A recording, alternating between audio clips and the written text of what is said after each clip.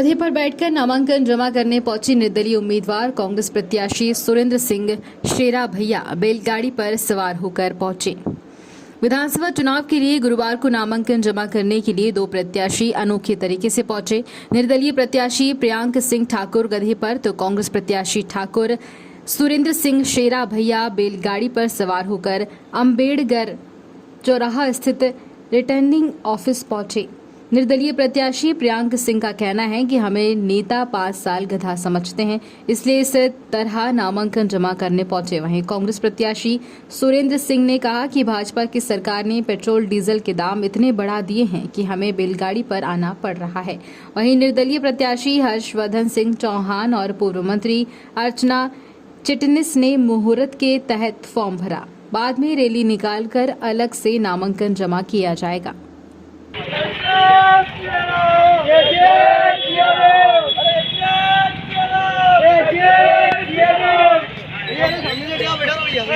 अंदर से थोड़ा पीछे लेके रोको। अरे वो उधर से जाओ, ये थोड़ा पीछे लेके रोको जरा। अरे पीछे लो, पीछे नहीं जा रहा ना वो। अरे पीछे, अरे पीछे,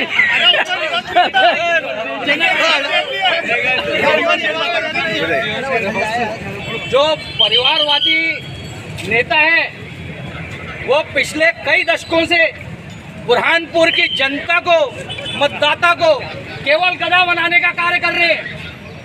आज भी वो विकास की बात करते हैं और विकास कहीं पर भी हुआ नहीं है। शहर के अंदर बेरोजगार घूम रहे हैं, तो ये मतदाताओं को गधा बनाने का कार्य नहीं है तो क्या हुआ? चाहे कांग्रेस पार्टी हो, भारतीय जनता पार्टी हो, परिवार के लोग हो गए केवल 1-2 परिवार, 3 परिवार, ये जो है ये जनता को केवल गधा बना रहे हैं। तो हम ये गधे पे बैठ के जो आए हैं नामांकन भरने, ये प्रतीकात्मक रूप से ऐसे लोगों का विरोध कर रहे हैं। आज मुहूर्त का फॉर्म भरा है और भारतीय जनता पार्टी की जीत बुरहानपुर में सुनिश्चित है। ये जीत भारतीय जनता पार्टी की जीत होगी। ये जीत मात्र किसी व्यक्ति की नहीं, ये जीत बुरहानपुर की जीत होगी। बुरहानपुर का विकास जो चाहते हैं, बुरहानपुर को बेहतर स्थिति में जो देखना चाहते हैं, बुरहानपुर को आगे बढ़ता हुआ जो देखने चाहते हैं, बुरहानपुर को, इस देश को गढ़ता हुआ जो देखना चाहते हैं, वो भारतीय जनता पार्टी को निश्चित तौर पर बुरहानपुर में इस चुनाव में जिताएंगे। क्योंकि 5 साल लोगों ने जो भोगा है वो आप सब भी जानते हैं। दीदी त्रिकोणीय मामला हो चुका है, तो आपकी टक्कर किससे रहेगी? कितना कोणीय होगा तो 2 को समझ में आएगा। दीदी भाजपा से ही एक प्रत्याशी निर्दलीय है, लोकतंत्र है, लोकतंत्र है, सबका अपनी बुद्धि है, अपना विवेक है। किन मुद्दों पे गधा ही क्यों लिया आपने? गधा क्यों? देखिए, गधे के ऊपर सवार होकर नामांकन दाखिल करने का मुख्य कारण यह था कि जो 2-3 परिवार है बुरहानपुर में, लगातार उन्होंने क्षेत्र की जनता को गधा बनाने का काम किया है। केवल वोट ले रहे हैं और विकास इनके घर पे हो रहा है, इनके बंगले बन रहे हैं, इनकी प्रॉपर्टियां बन रही है। तो आम मतदाता जो है वो गधा बन रहा है कि नहीं बन रहा है? तो उसी के विरोध में ये प्रदर्शन किया गया था। क्या निर्दलीय फॉर्म भरा? निर्दलीय फॉर्म भरा है। आपका चुनाव निशान भी आप गधा जी नहीं, चुनाव निशान गधा अवेलेबल नहीं था। अगर अवेलेबल रहता तो हम गधे को ही चुनते, क्योंकि जनता जो गधे बनाए गए हैं मतदाता को, भोले भाले बुरहानपुर की जनता को, तो अब जो है बुरहानपुर की जनता को जगाने का कार्य हो रहा है।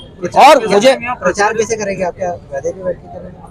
प्रचार जो है उसका अभी प्रचार करते हुए जनता को ये बताना जरूरी हो गया है कि ये 2-3 परिवारों से मुक्ति अति आवश्यक है। अभी भी ये परिवार बहुत अतिशोक्ति के है कि बोल रहे हम विकास करेंगे। अरे तुमने 40-50 साल क्या करा? भाड़ा झोंकी, घर भरा, अभी भी बोल रहे विकास करेंगे। अच्छा, बीजेपी से आप उम्मीदवार मान रहे थे अपने आपको टिकट, लेकिन काटा गया है, उसमें क्या कारण है? देखिए, भारतीय जनता पार्टी ने अगर हमारे को टिकट नहीं दिया है और गलत निर्णय लिया है, इसी के लिए अभी निर्दलीय हम भरे हैं। और अगर जीतते हैं तो कहीं और जाने का कोई सवाल नहीं उठता। भारतीय जनता पार्टी की सीट बढ़ेगी, हम भारतीय जनता पार्टी में मिलेंगे। भैया गधे पे बैठ के प्रचार करोगे क्या? देखिए, प्रचार का तरीका कुछ भी हो सकता है। जनता तक मैसेज जाना चाहिए कि अब मतदाता गधा नहीं बनेगा। ये परिवारों को दे दिए बहुत वोट। मुद्दे क्या हो गए आपके? मुद्दे जो ये विकास के लिए तरसा रहे हमारे बुरहानपुर की जनता को, आज आम जनता भी तरस रही है।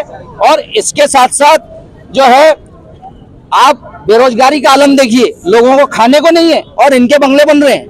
तो ये मुद्दा रहेगा। और एक चीज प्रमुखता के साथ मैं बोलना चाहूंगा, अगर मैं जीत के आता हूं तो हमने ईडी की और इनकम टैक्स की रेड देखी कुछ बिजनेसमैनों के यहाँ, अब ये रेड नेताओं के घरों में पड़ेगी।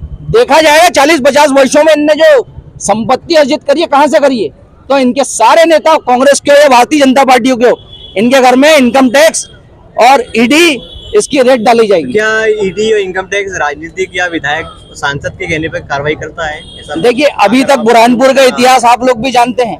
स्वतंत्रता से आज दिनांक तक क्या बुरहानपुर में किसी नेता के इनकम टैक्स की रेट डली? क्या क्यों नहीं डल रही है?